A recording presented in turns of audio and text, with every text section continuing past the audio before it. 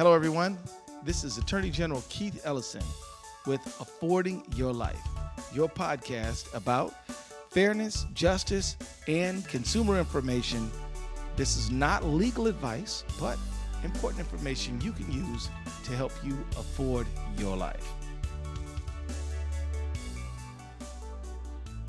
Hey there, everyone. Keith Ellison, Attorney General for the state of Minnesota, also host of Affording Your Life. And we've been hosting community listening sessions all over the state of Minnesota. We've done over 30 since I became Attorney General so far this year. And we plan on doing them into the future, as part of what we just do. On Tuesday, October 22nd, 2019, I hosted a community listening session on hate crimes with State Representative Dan Wolgamott, Commissioner of Minnesota Department of Human Rights, Rebecca Lucero, and with a very special guest, brilliant man who's truly dedicated to doing right.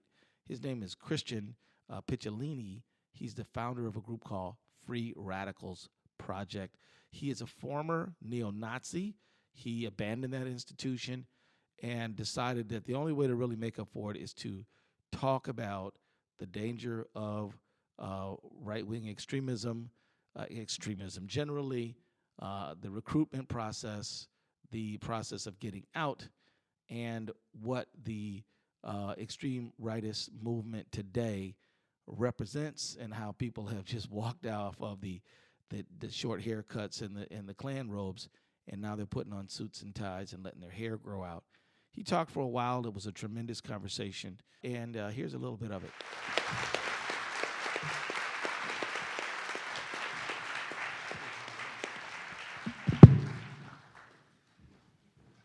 Thank you, Attorney General.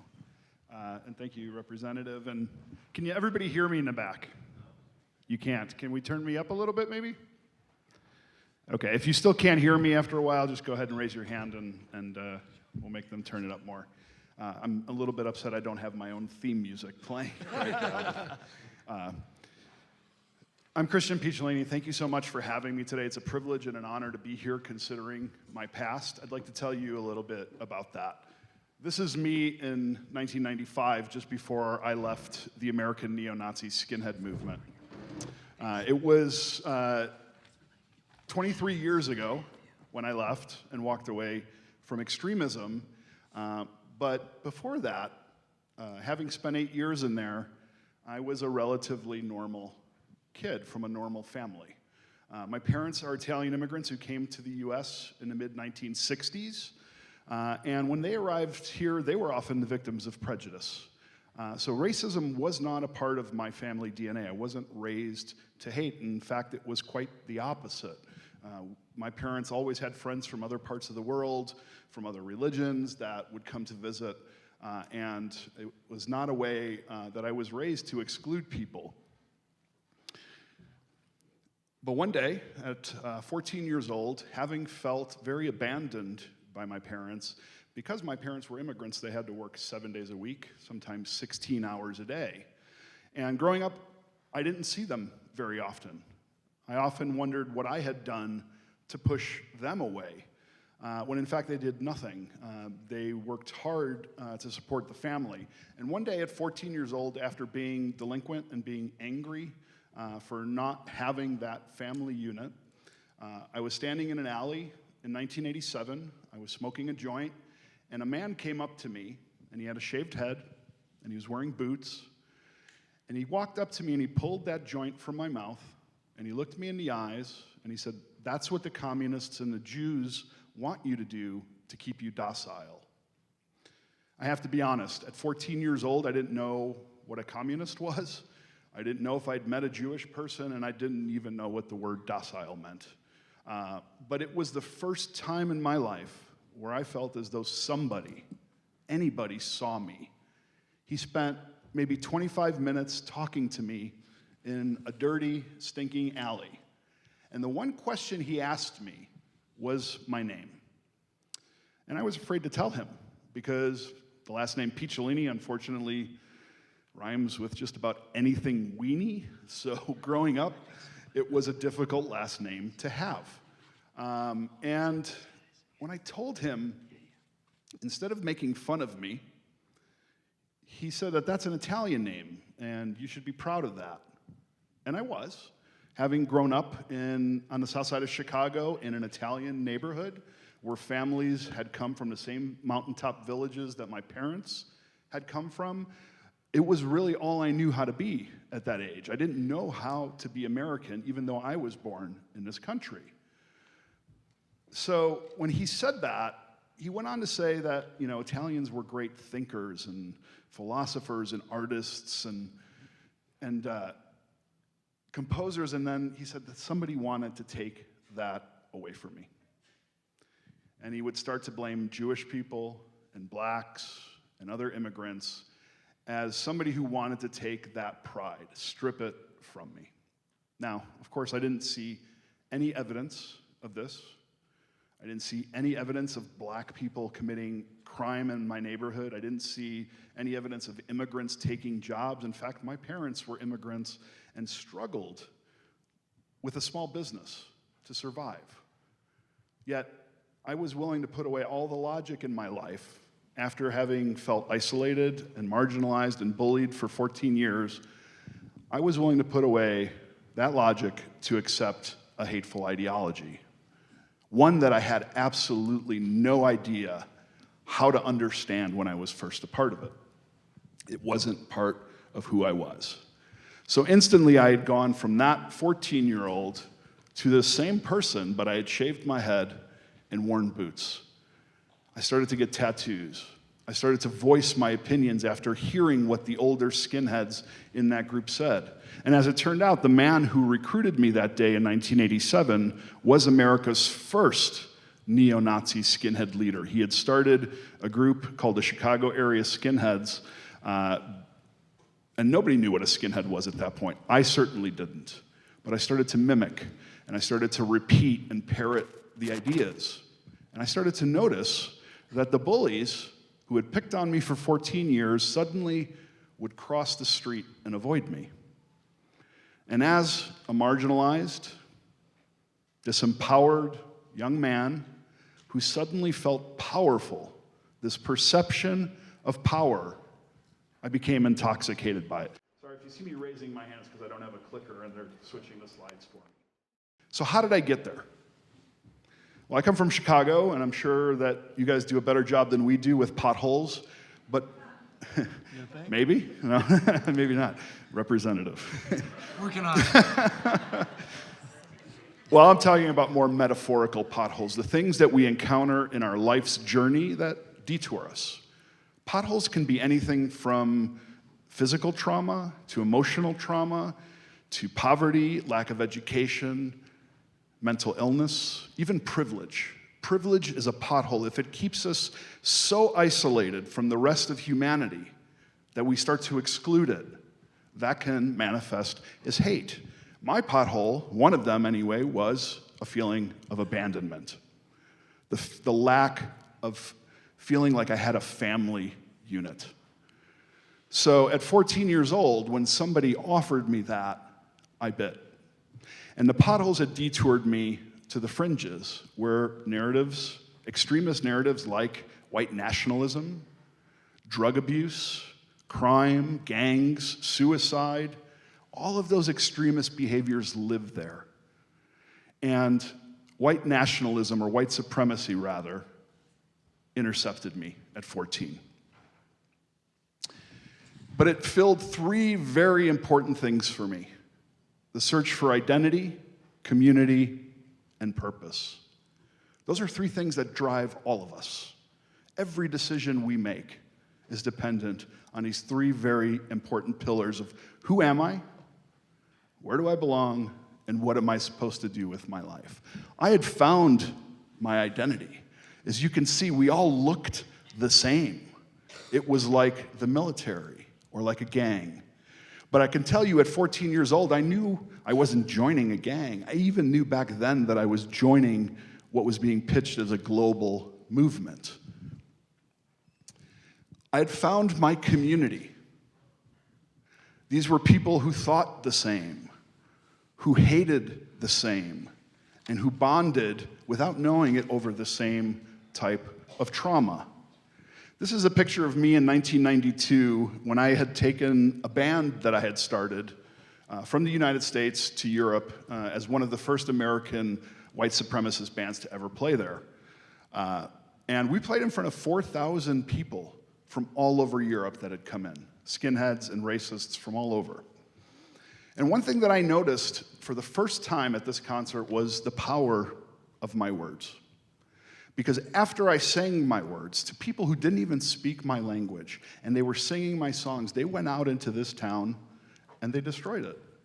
They started attacking shop owners. They started to start fights with townspeople. And I started to see for the first time the power of the words that I said.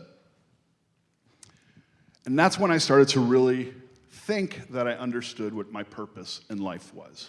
You see, I was angry. But I didn't recognize at the time that what I was really angry about was me. I started to take my own self-hatred and project it onto other people. My own self-confidence issues, my own feelings of inadequacy and of not fitting in. I started to take those and put those on other people. And when I did that, it was like a drug. It made me feel high. It made me feel powerful. All illusions. But what it was doing was not only destroying the people around me that I was hurting, it was also destroying me, and I didn't know it at the time. When I came back from that trip in Germany in 1992, I met a girl, and I fell in love, and she was not a part of the movement that I was a part of. In fact, she hated it. But despite that, we fell in love, and we got married. And at 19, we had our first child, and at 21, our second. And it was the first thing in my life to challenge that sense of identity, community, and purpose that I'd felt in the movement, because I had to ask myself, was I a hate monger, or was I a father and a husband? Was my community the one that I had surrounded myself with to boost my own ego, or was it the one I'd physically given life to? And as for purpose, I was so intent on scorching the earth because I was so angry at it and ready to blame everybody else for my problems but myself, that I forgot that my true purpose was really to provide a safe place to raise a family. Unfortunately, I didn't make the right decision with my family. I chose instead to open a record store to sell racist music that I was importing from Europe. Now, this was before the internet, so people were driving in from all over the country to buy this racist music. And I completely ignored my family as a priority. In turn, my wife left me, and she took the children. But it was at this store when I had really my first real revelation about who I was. It was at this store that was selling racist music that I also kept a corner of other music, like punk rock and heavy metal and hip hop. And I never intended to sell any of it. I had to sell it because when I applied for a business license, I knew I couldn't put down racist music. But people did come in to shop for that music. And these were people who were black, who were Jewish, who were gay, who were Muslim, people I had kept outside of my social circle. And at first when they came in, I wasn't interested in really having any conversation with them. I wasn't interested in, talking to them or finding out about their day. I was interested in taking their money. But they kept coming back despite knowing who I was, despite me being public about how I hated people. They still came in and shopped, and they talked to me. They didn't attack me. They didn't break my windows. They came in and they challenged me. And before I knew it, I was starting to respond back. And then I found myself engaging in conversations, and it was the first time in my life that I allowed myself to have a meaningful interaction with the people that I thought I hated. And I started to realize very quickly that I had much more in common with the people I thought were my enemies than I did with the people I had surrounded myself with. When I became embarrassed to sell this music in my store. I pulled it from my inventory. It was January of 1996. And of course, because the racist music was so much of my revenue, I couldn't sustain the store. I had to close it. And what that did was allowed me to step back. My wife had left. I had lost my children, but I was leading a hate group at the time. I didn't know how to leave. I wish I could tell you I was brave. I wish I could tell you that I told them off, that I publicly denounced it, but I didn't. Instead, I used the excuse of closing my store and trying to recoup myself after my wife had left me as an excuse to step away. I told them I would come back, but I needed a little bit of time. I never went back. I never had any intention of going back, but I didn't have the courage to tell them that. About 4 years later, in 1999, going on to 2000, a friend came to me, one of the few friends that I had, after I'd been trying to outrun my past. I moved, I got my tattoos covered up, I wore long sleeves, I made new friends, I tried to find work elsewhere. One of the few friends that I had came up to me and she said, I'm really concerned about you because I had been waking up every morning wishing that I hadn't. I didn't know who I was anymore. I was treating other people with respect. I had replaced the demonization with humanization, and I saw people as people, but I didn't have that same respect for myself. And she said, I don't want to see you die. And I said, okay, well, okay. What do you suggest? And she said, well, go apply for a job at this new company that I'm working at, where I started this new job, and it's a small company called IBM. Go apply. Yeah, I had that same reaction. I laughed when she said that. I said, why would they want me? I'm an ex-Nazi. I went to 6 high schools. I got kicked out of all of them. I didn't go to college. I didn't even own a computer at the time. But because she was a friend, I said, okay, I'll go. And I went in for the interview, and it was for an entry-level position, setting up computers at universities and corporations when they would replace all their computers. It was very kind of an entry-level job, but I was so excited because it was the first time in my life I had something real other than my wife and my children to really strive for. I was so excited until they told me exactly where I would be going to work my first day. I would be going back to install the computers with a team at my old high school, the same one I'd been kicked out of twice. I wasn't so excited anymore. I was like a frightened child who didn't want to go to school on his first day. But I went, and within the first few minutes, who walks by me but Mr. John Holmes, the black security guard that I'd gotten in a fist fight with on multiple occasions that got me kicked out of that school the second time. When he walked by me in the hallway, he didn't recognize me. Can you go back? But I recognized him.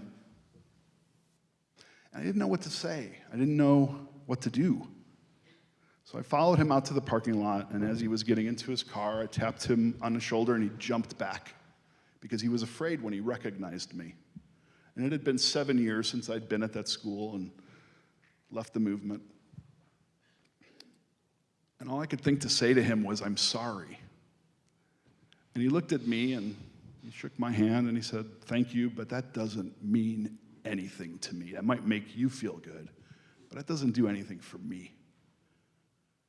He made me promise. He made me understand what forgiveness meant. That just saying you're sorry and not doing what you're doing wrong anymore is not enough. That we have to repair the harm that we've caused. And he made me promise that I would go out there and tell my story because he knew that it wasn't just a story of some white kid who became a Nazi. It was a story of every teenager he'd ever watched over that could have gone in a wrong direction. And I promised him I would, but I had no intention of doing it because I was afraid.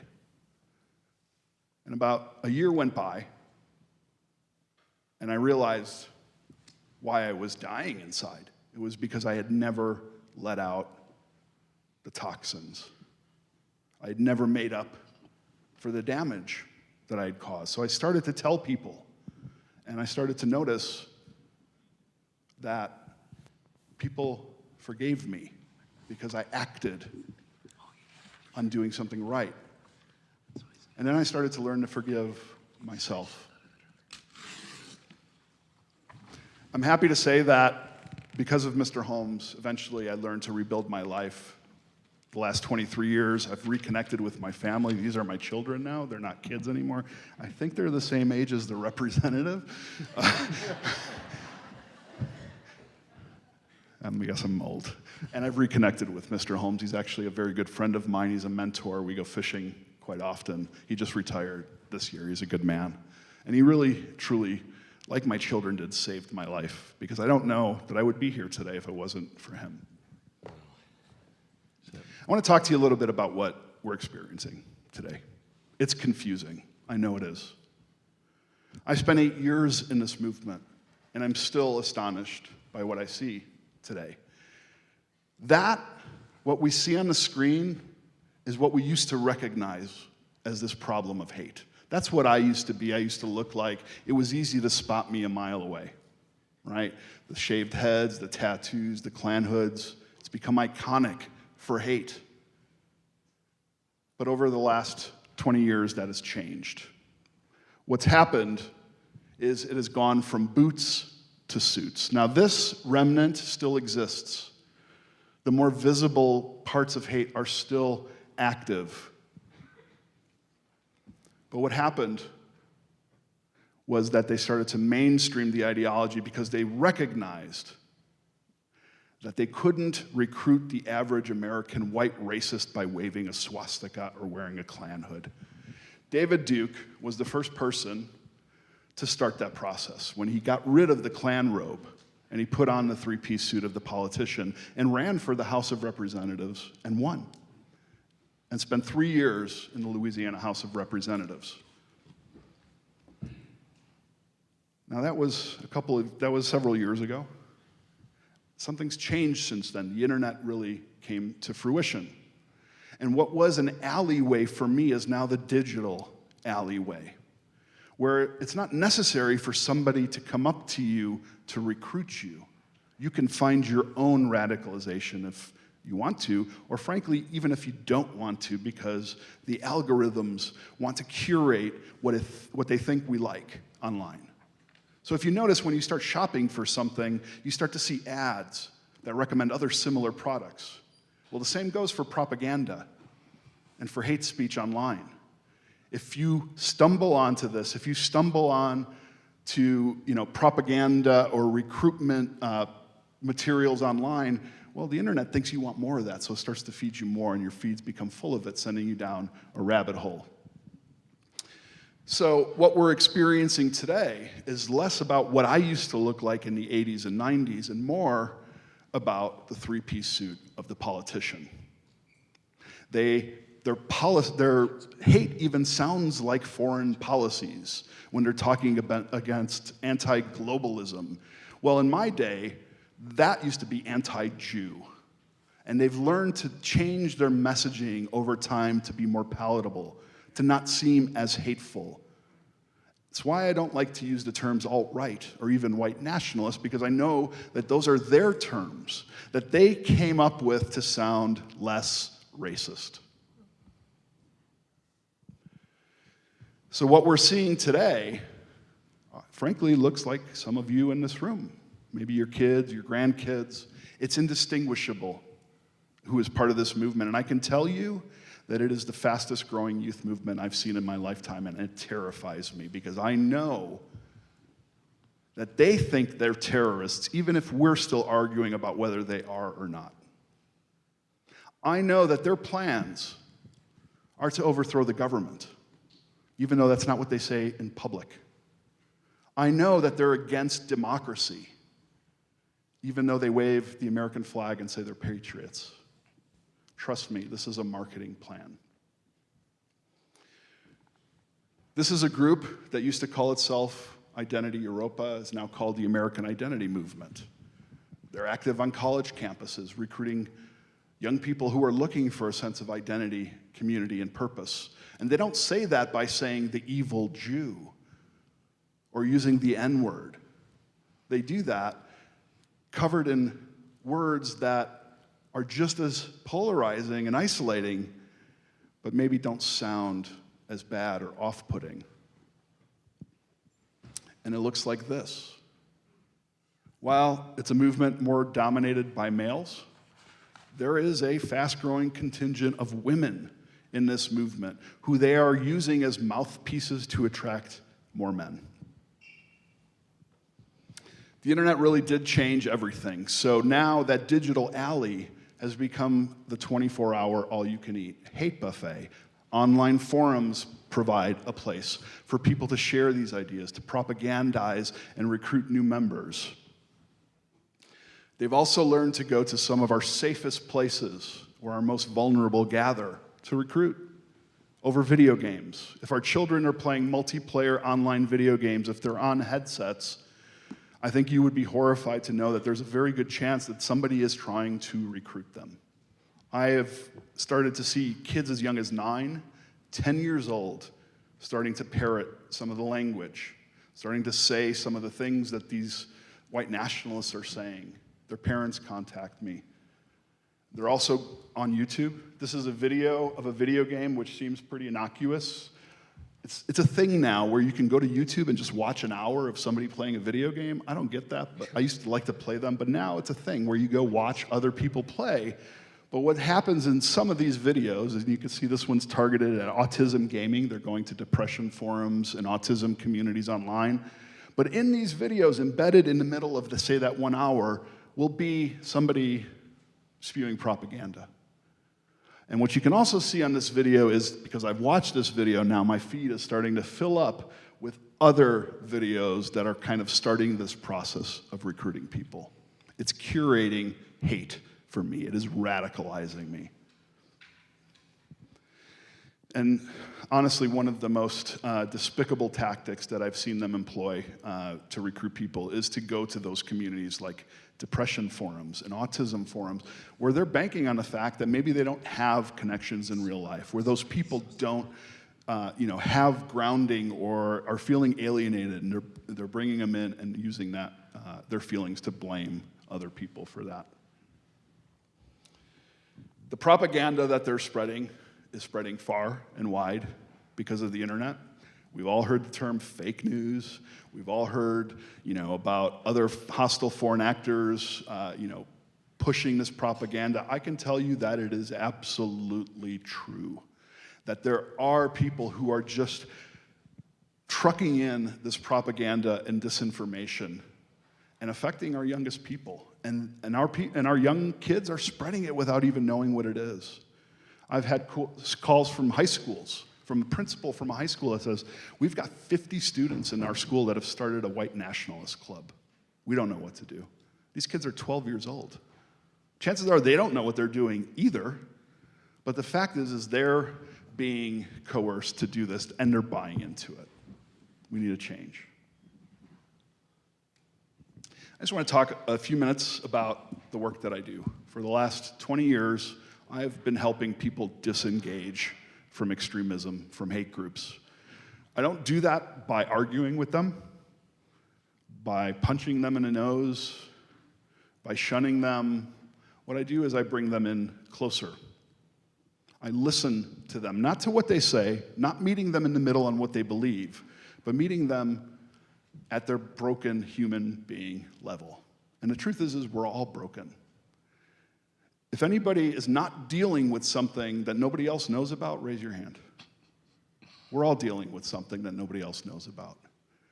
It is that universality of our brokenness that is really the glue that is going to keep us together. We need each other. So what I do is I try and help build resilience to people who want to disengage. I find partners for mental health therapy or for job training or for life coaching, and it builds their resilience to the point where they come to the conclusion themselves that they're wrong. But typically that happens when I introduce them to the people that they think that they hate. The same thing that happened to me in my record store. When I was exposed to the people that I thought I hated, I will introduce Holocaust deniers to Holocaust survivors, of course, when people are ready. Islamophobes to imams or Muslim families, homophobes to the LGBTQ community, and it is amazing to watch people come to the conclusion that they were wrong. That they've connected with somebody and their demonization of that person has been replaced with humanization. Now, it's never the responsibility of the people of color or the people I'm introducing them to be empathetic towards them. But I think it's our responsibility as human beings to be empathetic and compassionate to everybody, because these days we don't know who might be struggling. I want to just tell you the story very quickly of one individual I worked with. His name is Daryl. He's from Buffalo. Daryl was discharged from the military. He had signed up to go to the Iraq War years ago, and then he hurt himself in basic training. And he couldn't go fight with his brothers, and he was angry about that. And he didn't go into the military racist, and the military didn't make him racist, but he came back racist because he was so angry that he couldn't go protect America. When Daryl called me, somebody had handed him my book, and he read it, and he called me to tell me he disagreed with me. Right? I had gotten out. He was still in the movement. And after talking to him for several months, one day he told me that he was walking his dog and pushing a stroller with his daughter in the park, and he saw a Muslim man praying. And he said it took everything in him not to walk up to that person and kick him in the face while he was on the ground praying. And I knew something was going on because Daryl had been making some progress. But that was a step back, a big step back. And I said, Daryl, I don't care what you're doing tomorrow, but I'm flying to Buffalo. We're going to hang out. And when I got there, after talking to him, one of the first questions I asked him was, Daryl, have you ever met a Muslim before? And he said, no, I don't want to. They're evil. They hate me. I excused myself. I went to the bathroom, and I pulled out my phone. I Googled the local mosque, and very quietly in the bathroom, I called and spoke to the imam. I said, Imam, I have a Christian man here who would really love to learn more about your religion. Do you mind if we stop by?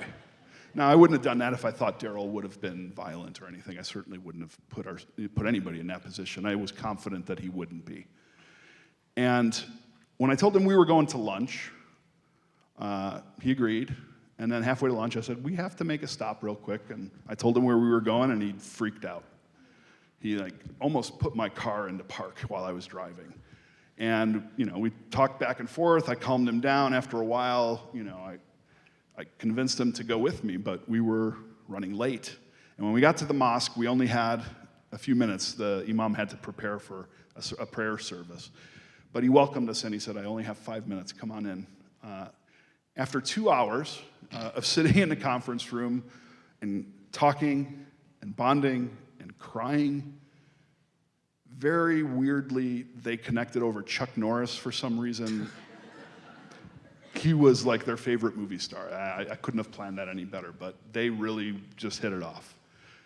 And I'm happy to say that there's really not a day during the week that they're not eating falafel together at their favorite stand. Now, Daryl will go to the mosque. He's still a Christian, but he sets up, chairs and tables and with events and things like that.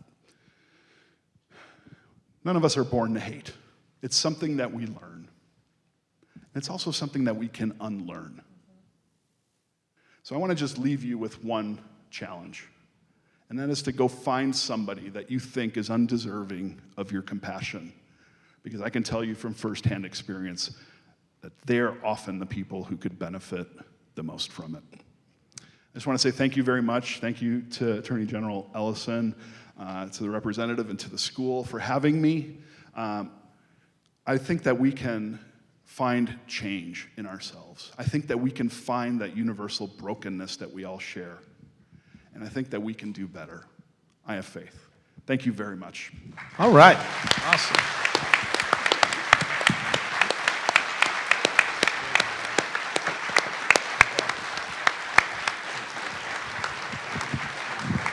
Thank you, Christian. That was awesome. That's awesome. So now it's your meeting. You can ask a question. You can make a comment. Say anything you want. But we got a few rules I want to go back over again. We're going to ask you, no matter what you have to say, no matter how much you want to express your disagreement with what anyone else said, to say it in a civil way. Can we agree on that? Clap your hands if we agree.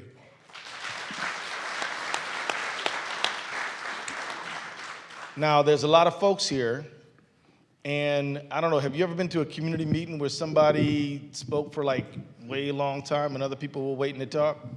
Anybody had that experience? Okay, good. So I'm going to propose to you that we have a 1-minute rule. Is 1 minute okay? Who wants 2? 1?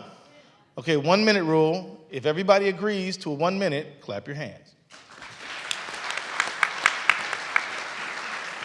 Now, because I'm the Attorney General, I propose myself to enforce the 1-minute rule. Are y'all all right with that? Clap your hands. And so, look, we're probably going to take 4 or 5, and then we might offer some reactions, reflections. But we want to hear from you. This is really why we're here, okay? I mean, actually, we're here for y'all to hear my boy right here. He's awesome. But we really want to hear you. And so please just come on up. There are 2 microphones, one right there and one right there. If you start feeling it a little bit too much and you get over a minute and 5, minute 10, I'm going to call you to wrap it up, okay? I think your time's up. Yeah, there you go. So, mic's open. Let's talk. Hi, I'm Kayla. I'm a sophomore at St. John's Prep in St. Joe, but I went to Kennedy in 8th grade, and that year there was white supremacy posters that went up in St. Joe. And so I wanted to talk about it at my school and with people at my school because at the time I was the only person of any color in the entire upper school. So, and I talked to the principal about it, and she said that the teachers weren't ready and that So flash forward to now, and at the time I tried planning like a big event to try to get people to learn about my culture and other cultures and get them moving, but I got okay responses from the parents, but everyone my age hated it. And now I've had people call me the N-word, I've had people made racist response to me, and I'm kind of lost. I don't know what to do anymore to help educate people, especially people my age. I'm very sorry that happened to you and that you had to experience that. And I always say that hatred is born of ignorance, fear is its father, and isolation is its mother. Nothing you did warranted that. It was their own inadequacies, low self-esteem, self-hatred being projected onto you that was unfair. So I just want to say that so you don't think it was anything that was about you. How do we solve that? It's not an easy answer, right? It's not black and white, sorry to use that term. It is complicated. We have a long history of hundreds of years of this, being prevalent in our society, that it's going to take a very concerted effort to change that culture, right? And that means changing our institutional racism and systemic racism that does affect people like you in ways that it doesn't affect most people in this room, right? Now, that's not to say that, when we use the word privilege, that white people are being given some massive, gift. We know that people struggle. But the truth is no matter how much you struggle, there are always people of color that have started the race way behind you, right? That's privilege. It doesn't mean that you've been given an advantage necessarily. You've still had to struggle for what you've got, but just know that there are people that have had to struggle even more to get out of the position that they're in. I'm sorry that happened to you, and we need to do better. As adults, as teachers, those teachers failed you by saying that, the teachers weren't ready to have that discussion. What they should have said is, we failed because we're not ready to have that discussion, and we need to have it now. Kayla, I just want to thank you so much for your courage and for your leadership. You are clearly an amazing leader, and take heart because you are sowing seeds of love and hope and inclusion. And just because you're not seeing those seeds grow right now doesn't mean that the work that you're doing, and that I know you'll continue to do, those seeds will come to fruition. So thank you with all my heart for being a leader. Take heart and keep up the good work. Thank you. Do we have any educators in the house tonight? Yeah, thank you for coming. Thank you for coming. Please just know that you just had a kid come up here and say that they're really struggling because they're getting racially harassed. I just want to say that I know you know this. The problem is not just going to disappear. We're gonna have to do something. And it might not be easy, but that's why you get to pay the big bucks, man, you know? So thank you all for being here, and I really appreciate our educators who are here tonight. Let's keep rocking. Yeah. And I just want to say, too, that as white people, we are going to make mistakes. We're not going to be perfect. It's going to be uncomfortable. We just have to do better. Yep. Thanks for coming. But my focus is on Kayla. Hi, I'm Sheila. I'm a social work professor here. I teach about white privilege a lot. In fact, I go out of my way to find venues to teach about white privilege, cultural humility, examining my own racism, and an ongoing process. If I will offer that free to your school, whatever I can do, you have all the hallmarks of being remarkable, and it's clear that you already plan to touch the world. And if there's any way I can be a part of that, please let me know. Natalie's 2 seats down. She knows how to get a hold of me. She has my card, don't worry. Okay. Okay, I got you. All right. Awesome. So look, we're at the end of our time. We're going to offer a few final reflections, then we're going to close out tonight. But so let me hand it to our commissioner. Sure. I really want to thank everyone so much for being here and for your amazing presentation. It was really wonderful to hear from folks. And I guess I really want to stress something that I said at the beginning. Words really do matter. And I think it is a very brave and bold thing in this day and age to deeply believe that I have dignity simply because I exist, that you have dignity simply because you exist, that you deserve justice simply because you exist, that you deserve and are worthy of love simply because you exist. I am a queer woman of color. I have faced tremendous harms in my life. I'm deeply resilient, and I'm so grateful for the incredible amount of love and community that's built all around me all the time, and even in these spaces today. And so as we leave, we're talking about hate, but I really hope that we leave with a sense of love for ourselves and for other people. I think that's really important. Thank you so much for putting this event together. We did it and together. have a great night. Thank you. All right. Representative Wolgamott. Again, thank you so much for coming out tonight, for those who shared, for those who listened. Really, truly powerful stuff. I learned a lot, and after hearing what I've heard tonight, I am so motivated to take these stories back to the Capitol and to continue to build a Minnesota where all Minnesotans are safe. Minnesotans who are white and black and brown. Minnesotans who are straight, who are gay, who are bi, who are trans. Minnesotans who are Christian, Jewish, and Muslim. I want to work for you to build a Minnesota where everyone's safe, to be who they are, to live their life in peace. That's what I'm committed to doing. So thank you for sharing. If you didn't get the chance to share, please give me a ring, shoot me a text, send me an email, message me on Facebook, slide into my DMs, whatever works best for you. You're my boss. I work for you. Always feel free to get in touch. And thank you so much for being part of this very powerful event tonight. Dan. Thank you. Great. So the truly last word of the night will go to Christian. But I just want to say this to you.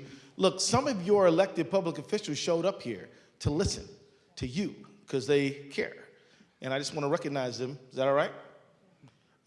Senator Jeff Howe. Where are you at, Senator? Well, he was here. I want to say thank you. Yep. Representative Frank Hornstein got in the car and came quite a long way. Commissioner Joe Persky is here tonight to listen.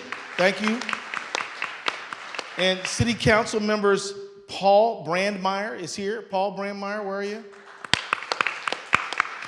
Dave Masters is here. Dave Masters, Councilman Masters. And Councilmember Mike Conway is here. Where's Mike Conway? So we want to say thank you to all of you. Thank you, everyone who came here tonight. But look, these folks up here, yeah, they're awesome. But it is the members of this community who are going to build the bridges that need to be built to make this the best community that it can be. And I'm telling you that I know Wolgamott's on top of this, but I'll be up here too. You got all the support you need.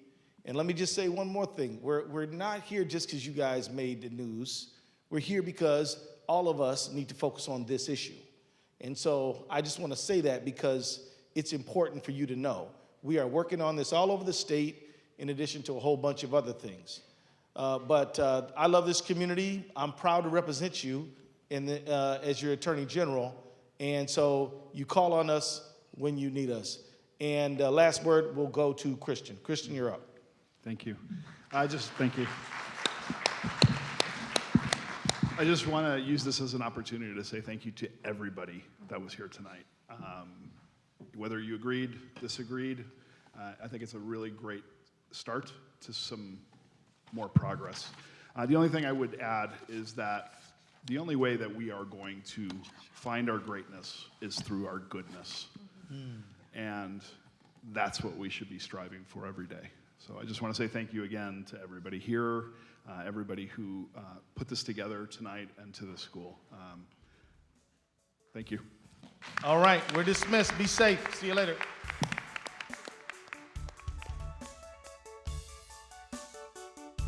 Hey everybody, this is Attorney General Keith Ellison with Forwarding Your Life, the show about fairness, justice, and consumer information.